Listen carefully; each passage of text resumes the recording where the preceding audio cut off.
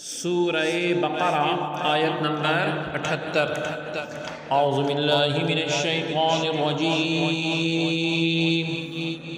بسم اللہ الرحمن الرحیم۔ ومنهم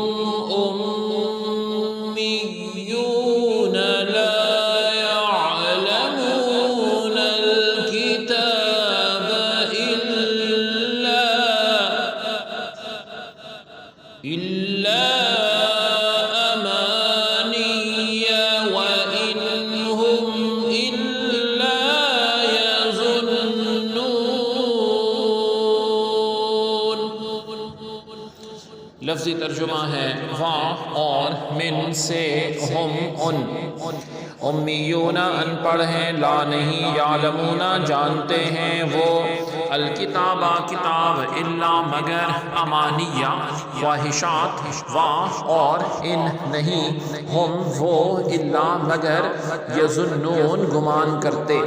با محاورہ ترجمہ ہے اور بعض ان میں بے پڑھے ہیں یعنی ان پڑھ ہیں کہ خبر نہیں رکھتے کتاب کے سوائے جھوٹی آرزوؤں کے، اور ان کے پاس کچھ نہیں مگر خیالات۔ آیت کی تفسیر میں فرمایا گیا امیون ان پڑھ، یہاں سے یہودیوں کے دوسرے گروہ کا تذکرہ ہے۔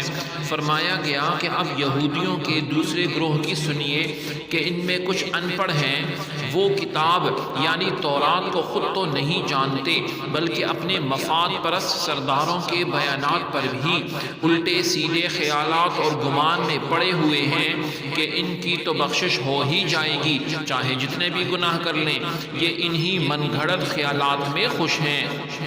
یعنی تفسیر میں یہ فرمایا گیا کہ یہود جو اپنے علماء کی باتیں سن کر ہی ان پر یقین کرتے تھے، تو پتہ یہ چلا کہ ان کی جہل یعنی جہالت کا اصلی سبب ان کے علماء تھے جو خرابی کا باعث تھے۔ کتاب تورات کو اپنے ہاتھوں سے لکھتے تھے اور عوام سے کہتے تھے کہ یہ اللہ رب العزت کی طرف سے ہیں، اور غرض یہ ہوتی تھی اور مقصد یہ ہوتا تھا کہ اس مقصد کے ذریعے کچھ نقد رقم وصول کر لیں، عزت حاصل کر لیں، ان کی نظر میں بڑے ہو جائیں، سو ان کے لیے ہلاکت۔ اور قرآن نے فرمایا کہ بربادی ہے دنیا میں بھی اور آخرت میں بھی جس کی ہاتھوں نے یہ لکھا، اور بڑی خرابی میں مبتلا ہو گئے یہ لوگ۔ تو خلاصہ کلام یہ ہوا کہ یہودیوں کا ایک گروہ وہ تھا جو منافق تھا، اپنی منافقت کے سبب نقصان پہنچاتے تھے۔ دوسرا گروہ وہ تھا جو ان پڑھ تھے، تورات نہیں جانتے تھے، اور نہ جاننے کی وجہ سے ان کے علماء اس کا خوب فائدہ اٹھاتے تھے۔